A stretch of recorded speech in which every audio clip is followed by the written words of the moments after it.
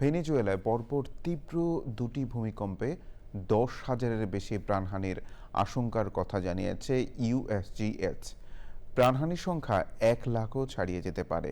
ভূমিকম্পের তীব্রতায় পাশের দেশ কলম্বিয়ার রাজধানী বোগোতাও কেঁপে ওঠে। এ পর্যন্ত 32 জনের মরদেহ উদ্ধার করা হয়েছে।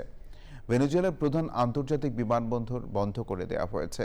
মেট্রো ও রেল চলাচল বন্ধ রয়েছে। অনির্দিষ্টকালের জন্য বন্ধ থাকবে শিক্ষা প্রতিষ্ঠানগুলো। জরুরি অবস্থা ঘোষণা করেছে রদ্রিগেজ সরকার। সুদীপ্তা মাহমুদের রিপোর্ট। প্রতি সপ্তাহে সর্বোচ্চবার বিকাশ পেমেন্টে 50 জন হবেন পেমেন্ট চ্যাম্পিয়ন। জিতে নিন টিভি সহ আকর্ষণীয় সব প্রাইজ।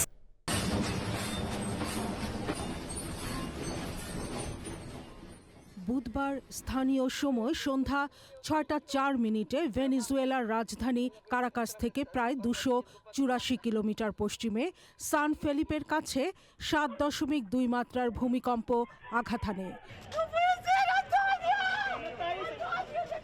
এর মাত্র 39 সেকেন্ডের মাথায় কারাকাস থেকে 293 কিলোমিটার পশ্চিমে ইউমারের কাছে 7.5 মাত্রার দ্বিতীয় ভূমিকম্পটি হয়।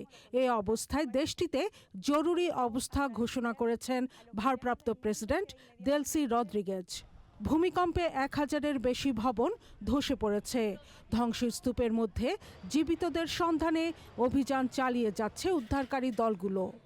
উদ্ধারকারীরা জানান, ধ্বংসস্তূপের নিচ থেকে সাহায্যের জন্য মানুষের আকুতি শোনা যাচ্ছে। রয়টার্স জানিয়েছে, ভূমিকম্পের সময় দ্রুত ভবন থেকে নিরাপদ স্থানে সরে যাওয়ার চেষ্টা করেছেন কারাকাসের বাসিন্দারা। ভূমিকম্পে মারাত্মক ক্ষতির কারণে ভেনেজুয়েলার প্রধান আন্তর্জাতিক বিমানবন্দর মাইকুয়েতিয়া বন্ধ করে দেওয়া হয়েছে।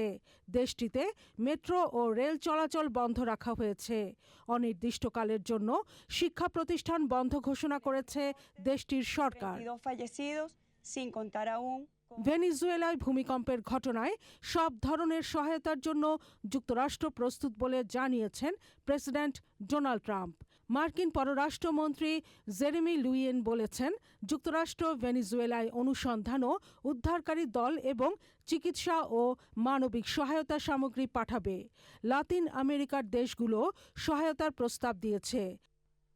ভেনেজুয়েলার পর ভয়াবহ ভূমিকম্পে কেঁপে ওঠে জাপান। রিক্টার স্কেলে এর কম্পনের মাত্রা ছিল 6.9।